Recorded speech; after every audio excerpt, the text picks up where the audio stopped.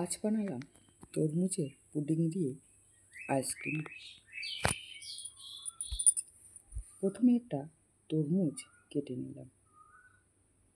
আমি 200 গ্রামের মতো চিনি নিয়েছি। চিনিটাকে মিক্সিতে গুঁড়ো করে নিলাম। এরপরে তরমুজটাকে মাঝখান থেকে কেটে দুটো টুকরো করে নিলাম। এরপরে একটা হাতা দিয়ে আমি ভালো করে তরমুজগুলোকে লাল অংশটাকে তুলে নেব।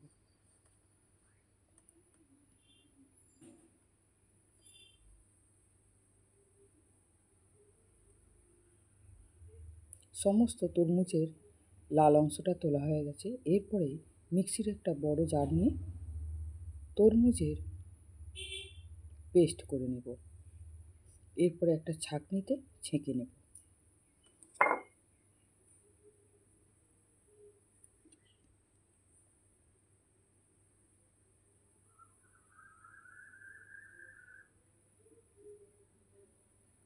এইভাবে সমস্ত তরমুজ পেস্ট করে ছেঁকে নেব।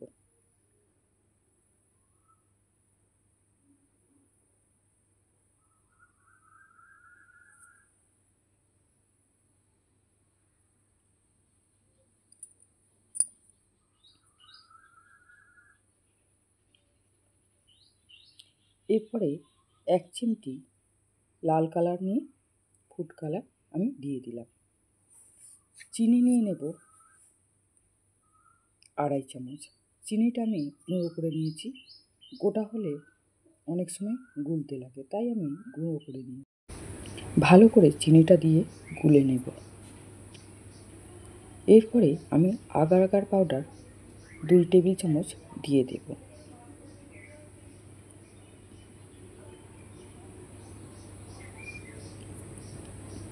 দিয়ে ভালো করে নেড়ে নেব।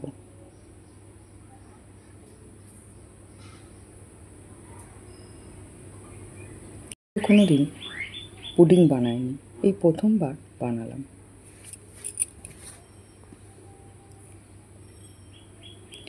এরপরে ভালো করে একটু ফুটিয়ে নিতে,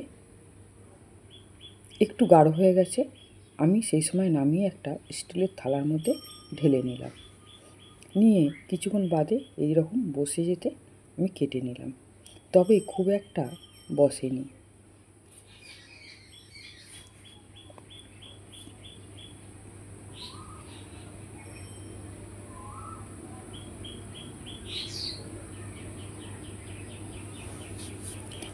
একবার সোজাসুজিভাবে কেটে নিলাম, আর একবার এরোভাবে কেটে নিলাম, নিয়ে রেখে দিলাম।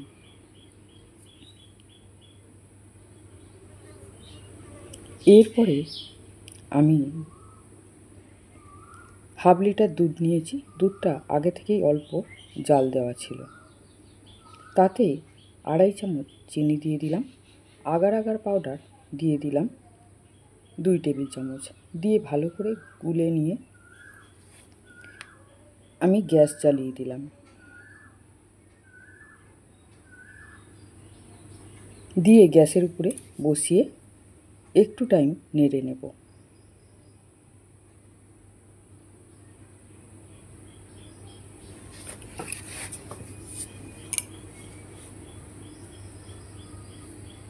এরপরে একটা বড় জায়গার মধ্যে ঢেলে নিয়ে উপর থেকে তরমুজের পুডিংয়ের উপরে দুধটা ঢেলে দিলাম। দিয়ে একটু জমে যাওয়ার পরে একটু নেড়ে নিলাম। নিতে এই রকম ঠিক দেখতে হলো। এরপরে একটা আইসক্রিমের মোল্ড নিয়ে তাতে চামচে করে দিয়ে দিলাম।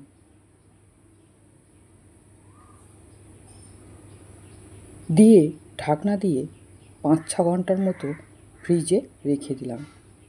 এই আমার তরমুজের পুডিং আইসক্রিম রেডি। আপনাদের যদি ভালো লাগে আমার চ্যানেলে একটা সাবস্ক্রাইব করে দেবেন, লাইক করবেন, কমেন্ট করে জানাবেন। আমার তাহলে বেশ ভালো লাগে।